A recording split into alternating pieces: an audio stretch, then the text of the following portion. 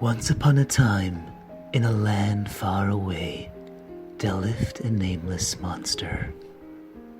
The monster was dying to have a name, so the monster made up his mind and set out on a journey to look for one. But the world was such a very large place.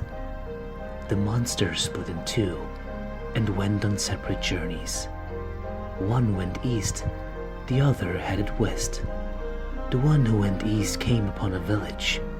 There was a blacksmith who lived at the village's entrance. "Mr. Blacksmith, please give me your name," said the monster. "I can't give you my name," replied the blacksmith. "If you give me your name, I will go inside you and make you strong," said the monster. "Really?" said the blacksmith. "If you make me stronger, I will give you my name."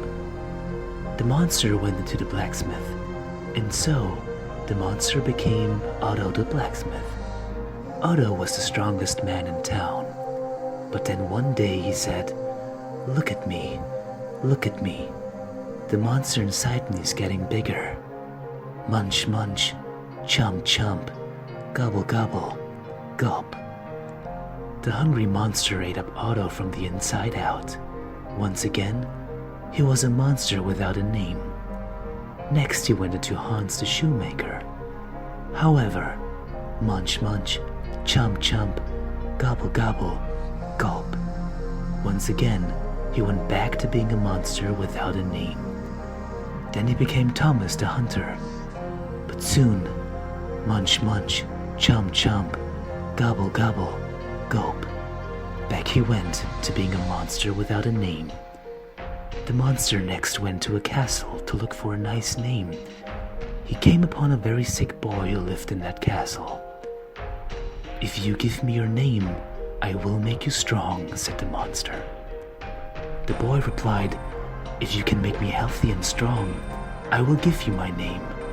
So the monster jumped right into the boy, and the boy became full of vigor. The king was overjoyed. He announced, "The prince is healthy. The prince is strong." The monster became quite fond of the boy's name. He was also quite pleased with his royal life in the castle, so he controlled himself no matter how ravenous his appetite became. Day after day, despite his growing hunger, the monster stayed put inside the boy. But finally the hunger just became too great. Look at me, said the boy. "The monster inside of me has gotten this big." The boy devoured the king and all his servants. Munch, munch, chomp, chomp, gobble, gobble, gulp.